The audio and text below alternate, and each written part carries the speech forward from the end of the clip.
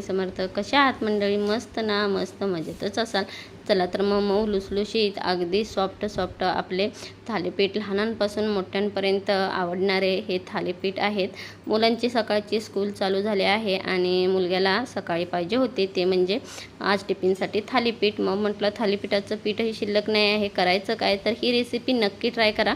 अगदी छान आणि चवीलाही अप्रतिम लागते. त्यामुळे व्हिडिओ स्किप न करता संपूर्ण पहा आणि तुम्हाला जर रेसिपी आवडली तर जाता जाता चॅनलला लाईक शेअर सबस्क्राईब नक्की करा आणि जास्तीत जास्त शेअर करा आणि बेल आयकॉन दाबायला विसरू नका. चला तर मग रेसिपीला सुरुवात करू. गुड मॉर्निंग सर्वांना. पहा हे आता आहे ना, हे घरीच असलेलं मिश्र डाळीचं पीठ आहे. म्हणजेच आपण जे भाकरीसाठी पीठ घेतो किंवा चपातीसाठी बनवण्यासाठी पीठ घेतो ना, तेच आहे. 1 कप हे मोठा कप आहे ते ज्वारीचं पीठ आहे पहा. आणि अर्धा बाऊल आहे ते गव्हाचं पीठ आहे आणि अर्धा वाटी बेसन पीठ आहे.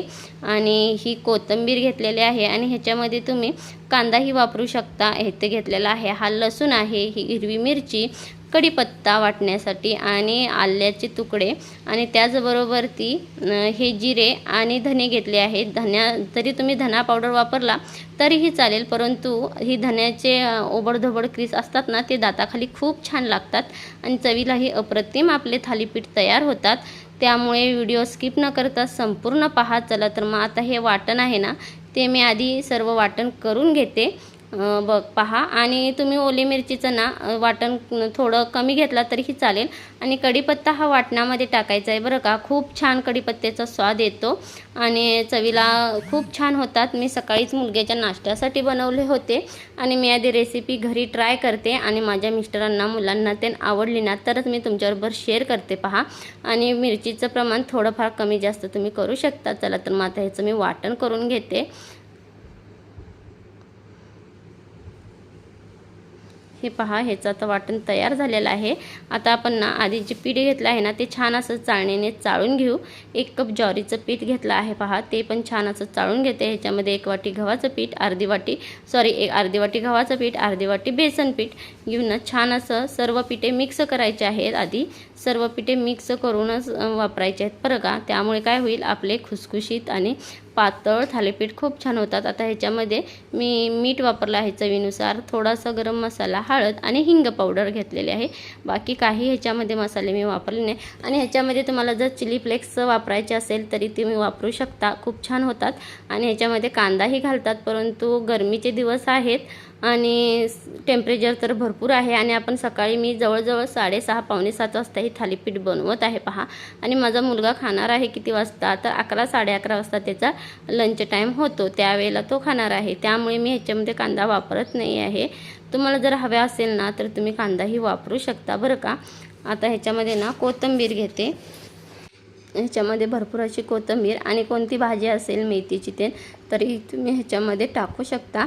आता जी आलं लसणाची पेस्ट, ओली मिरचीची पेस्ट आणि कोथिंबीर घातली आहे ना, ती छान असं पिठाला आधी मिक्स करून घ्यायचं आहे बरं का, जेणेकरून कोथिंबीर सर्व पिठाला व्यवस्थित लागेल आणि आपले थालीपीठ छान असे कोथिंबीरसारखे छान असे होतील. त्यामुळे ना सर्व पिठे आधी मिक्स करून घ्यायचे आहेत पहा. आणि ह्याच्यामध्ये मग लागेल तसे पीठ आपण पाणी घालून मळू शकतो. ह्याच्यामध्ये कोमट तेलही तुम्ही थोडं वापरला तरीही चालेल. माझ्याकडून थोडं स्किप झालेलं आहे बरं का. तुम्ही नक्की ह्याच्यामध्ये कोमट करून तेल वापरू शकता.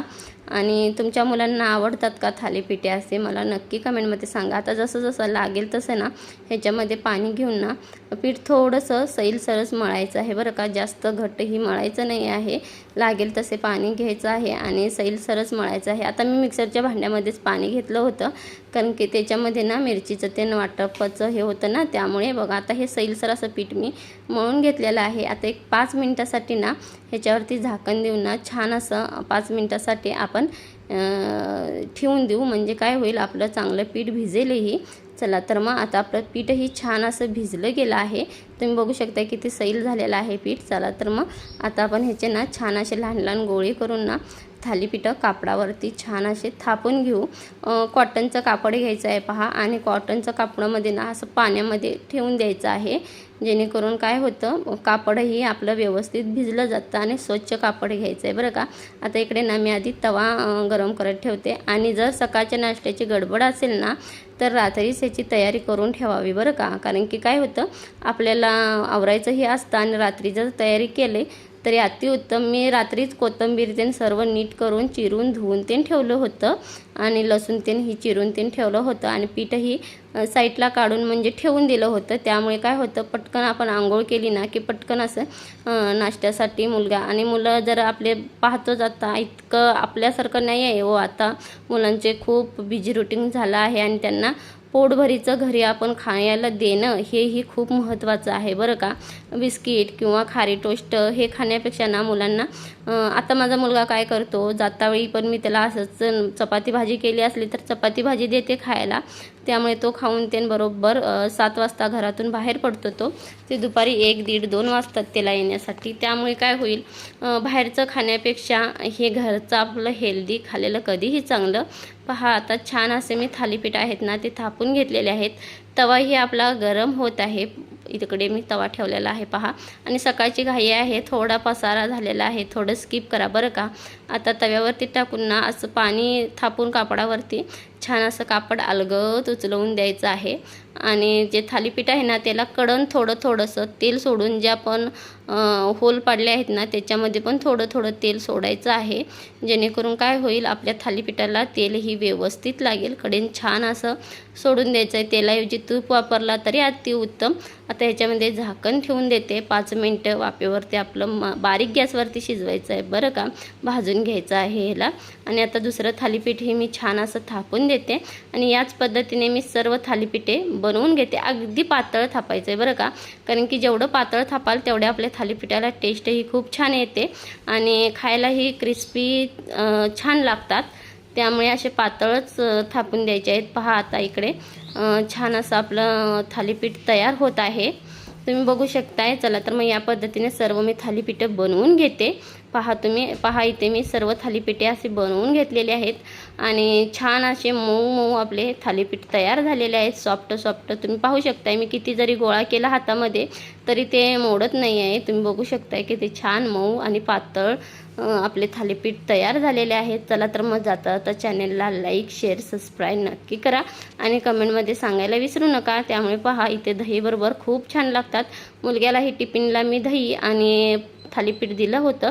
आणि ज्या वेळेला आपल्याला दही आणि थालीपीठ खायचं असतं ना त्यावेळेला रात्री किंवा सकाळी फ्रेश दही असं लावावं. त्यामुळे काय होईल, मुलांनाही बाधत नाही आणि थालीपीठ ही चवीला छान लागतात. चला तर मग रेसिपी आवडली जाता तर चॅनलला लाईक, शेअर, सबस्क्राईब नक्की करा आणि कमेंटमध्ये सांगायला विसरू नका. श्री स्वामी समर्थ.